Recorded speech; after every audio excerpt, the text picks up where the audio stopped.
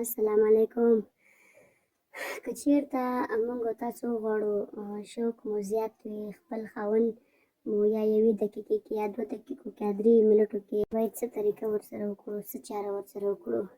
زمونږ او ستاسو د نجونو ډېر شوق ساعت دوام ولري یا نیم ساعت دوام ولري، ځکه زه پوهېږم چې جینکۍ زغم لرلی شي، خو هېڅکله هم کوشش مه کوئ چې خپل خاوند ته یا ګولۍ ورته ورکړئ یا کومه سپرۍ استعمال کړئ.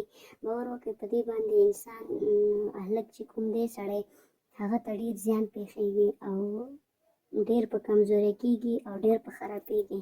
نو کوشش وکړئ چې کله هم له خپل خاوند سره کوروالی کوئ باید 2 منټو 3 منټو څخه استفاده تاسو ښځې باید واخلئ. نه باید تاسو داسې وکړئ چې له خپل خاوند باندې یا ګولۍ وخورئ یا په کومه سپرۍ ورته استعمال کړئ یا بل څه نه.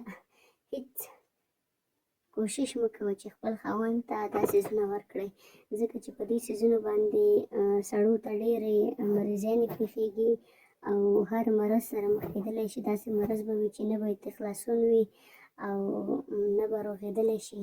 نو کوشش وکړئ چې کله له خپل خاوند سره کوروالی کوئ نو دا څیزونه ورته مه ورکوئ چې استعمال یې کړي، ځکه چې د 1 منټ او 2 منټو او 3 منټو څخه استفاده ترې واخلئ.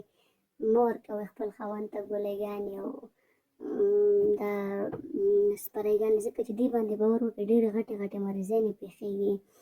نو کله چې ښځه وغواړي له خپل خاوند سره کوروالی په حالت کې خپل ځان کوروالی وکړي، له هغه نه بعد که چېرته وغواړي خاوند یې د خلاصېدی شي، باید د خاوند د خلاصون په حالت کې باید ښځه د خپل خاوند نو ښځه د خلاصېدانې علاج ته بیا کولی شي چې ښځه خپل ځان کوشش وکړئ چې کله له خپل خاوند سره کوروالی کوئ نو د ګولۍ او د سپرۍ څخه استعمال مه کوئ، ځکه چې دې ته ډېرې مرضیانې پېښېږي. که چېرته تاسو وغواړئ چې تاسو 2 منټه 3 منټه ستاسو خاوند دوام ولري، ځان له هغه 3 ستیزو وهئ، له هغه نه بعد تاسو کولی شئ چې تاسو هم